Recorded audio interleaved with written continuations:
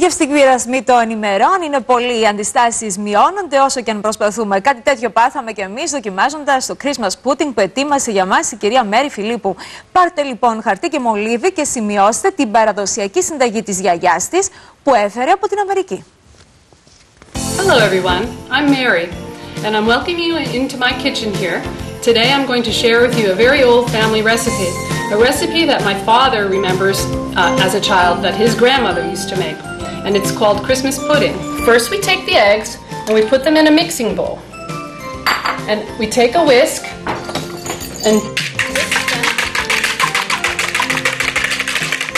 whisk them. After that, we mix in nuts. I use almond nuts and walnuts, and I'm proud to say these walnuts are from our tree from our weekend house in Pavos, in Arodes. Suet, which is vegetable fat. I'm sorry, not vegetable fat, it's beef fat. Grated potato, grated carrot, seedless raisins. And now we're going to add the dry ingredients, flour, plain flour, spices. We have here, we have nutmeg, cinnamon, and cloves. And this is a bit of salt, and this is baking soda. So we're going to add those ingredients also, and some sugar. And now we will mix this.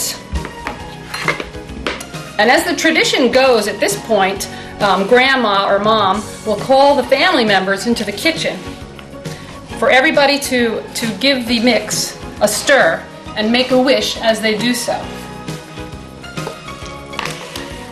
Okay. And now I will flatten it a bit.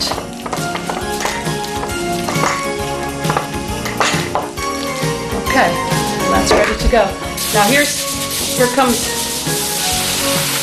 the part where we need to cover this mold very carefully, because the idea is for the steam not to enter into the bowl. So this.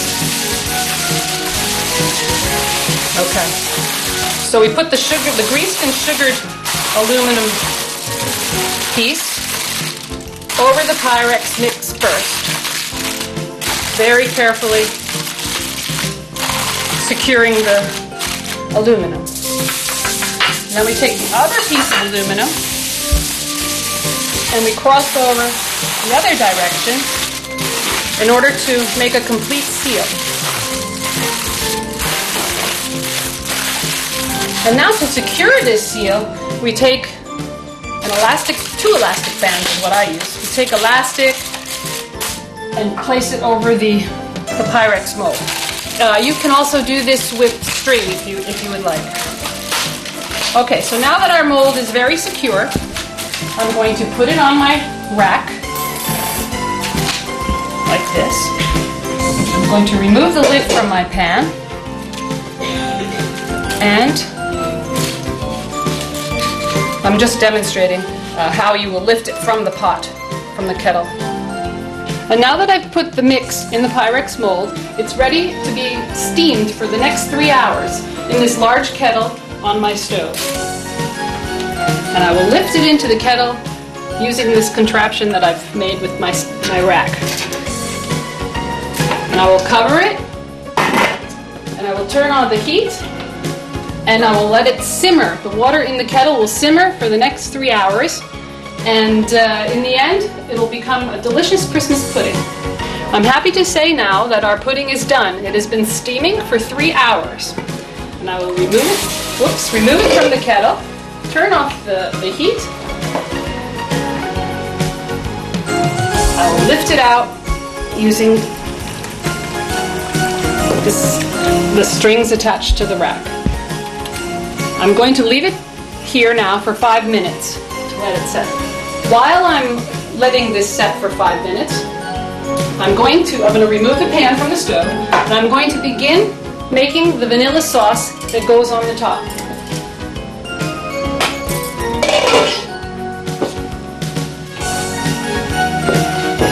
To make this sauce, I must put a half a cup of butter into the pan.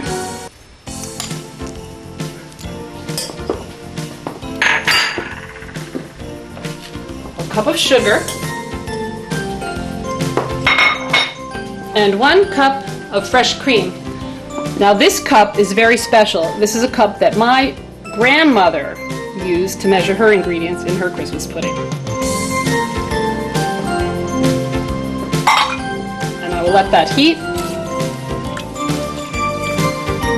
I must bring it to a boil and let it boil for several minutes.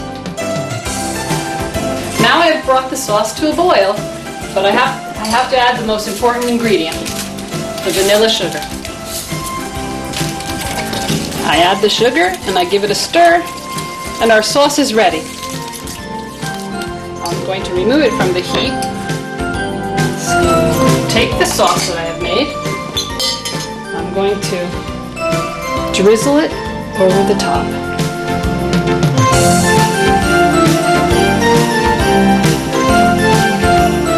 And I'm going to reserve a little to put in a small pitcher for anybody who would like extra. And to finish our Christmas pudding off, we can decorate it with a few sprigs of hollyberry.